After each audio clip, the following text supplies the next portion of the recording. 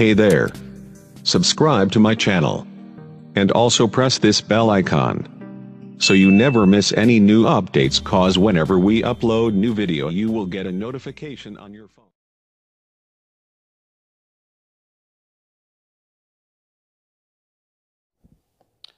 Assalamu alaikum warahmatullahi wabarakatuh. Hordoftoota HMIA YouTube hundi keessanuu baga nagaa jiraattan isiniin jedha jechaadha. Guyyaa har'aa waan xiqqoo bareedduu isin fayyadu takka qabaddee isiniif dhiyaadhee jira jechaadha. Innis YouTuberoota Oromoo ta'anii fi warra YouTubersii ta'e hunda keessan baay'ee waan fayyadu jechaadha.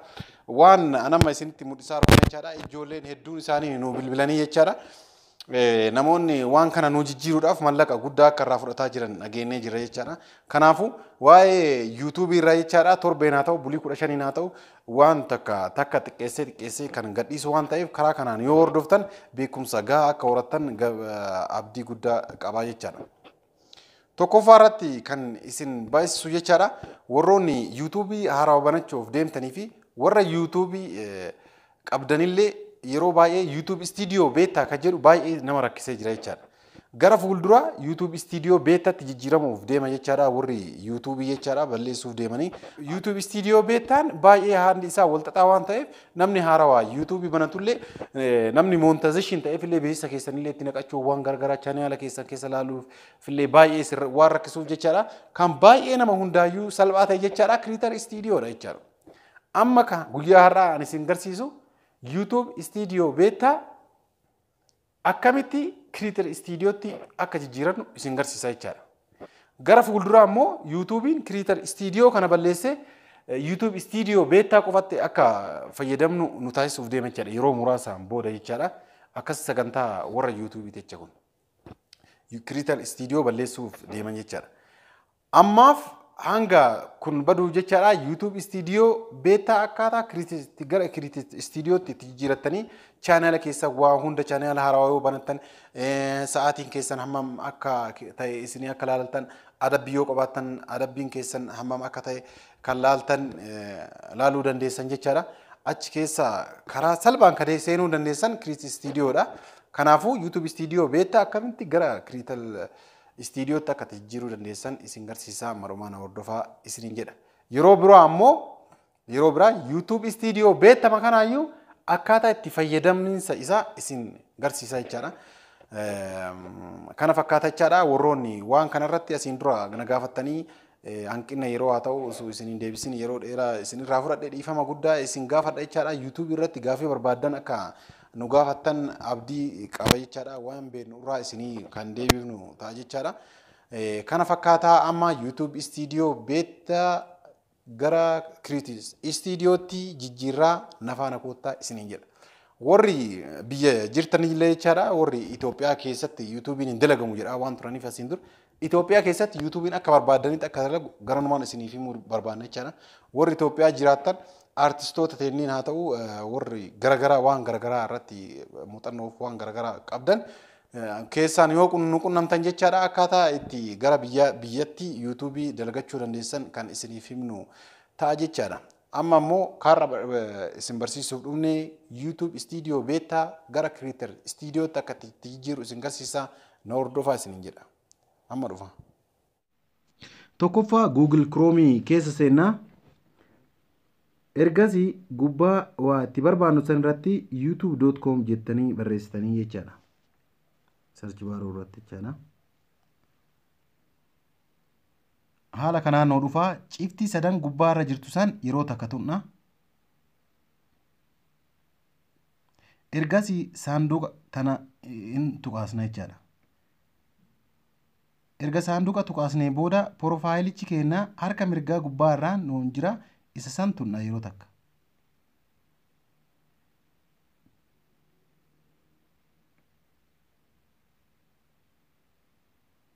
Akka argitan kanatti YouTube Studio Beta tu jira jechaadha. Nuuf garuu kamijaa'u Creator Studio yoo ta'e nu mijaa jechaadha chaanaala keenya keessa seenuudhaaf. Isuma yeroo takka tuqaafna jechaadha YouTube Studio Beta ka jedhu kan.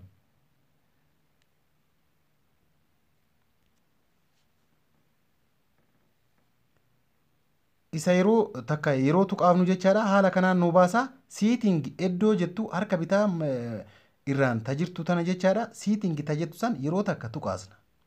haala salphaan akka dafee nu jijjiiramu jechaadha. Erga isii tuqaasnee booda jechaadha akkuma argitan Create Studio Classical tajettu san irratti deebifnaa jechaadha. YouTube Studio Beta tajettu san irraa ishii san tuqaasnaa jechaadha. Ergasii save goona. Erga save goonee kaaneen booda harka bitaa kan gara jalaatiin xiyyaan agarsiisan fakkii namichaa san yeroo takka gattuun ergasii escape jenna. Akkuma beekamu kana jechaadha. YouTube Studio Beta irraa gara Create Studiotti nu jijjiirameera jechaadha. Haala salphaadhaan YouTube warri haarawaa banachuu barbaadanillee warri keessatti illee beeksisa adda addaa akkuma argitan kana jechaadha nu jijjiiree jira jechaadha. Channel ka jedhullee kun waa hedduu asirratti argitan. Karaa kanaan channel keessan keessa seentanii waan adda addaa sirreeffachuu dandeessan jechaadha. Warri monetization ta'ellee beeksisa garagara itti naqachuu dandeessanii jechaadha. Warri YouTubean fayyadamellee viidichi beekumsa walii galaatiif isin fayyada waan ta'eef akka jaalattan abdii guddaa qaba jechaadha. Kun akkuma argitan waan adda addaa keessa seenuu ni danda'ama jechaadha. Mee amma of duuba deebinee jechaadha iddoo jalqabaa dhufneetti deebinee Create Studio tu jiramoo YouTube Studio Beta tu ka jiru kan laala jechaadha. youtube.com jennee barreeffannaa. Ciftii sadan gubbaarraa yeroo takka tuqna. Desktopin ibsina. Profileicha ni tuqna. Profileicha tun dhiifama.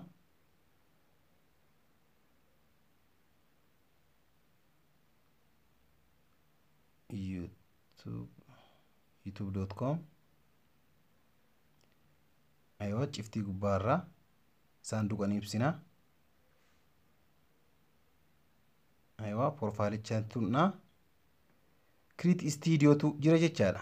Jalqaba iddoo Create Studio jiru kana jechaadha. YouTube Studio Beta tu jira jechaadha. Namoota hedduu rakkisaa ture warra monetization ta'eefillee beeksisa garagaraallee itti naqachuu hin danda'ani. Karaa kanaan ammoo akka gaariitti itti naqachuu dandeessan jechaadha.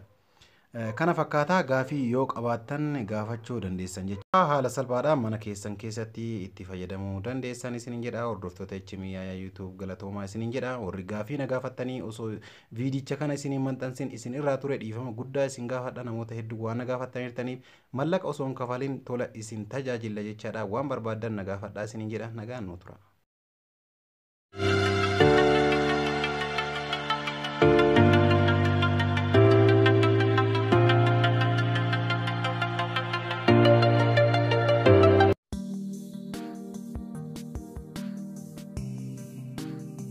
Hey there.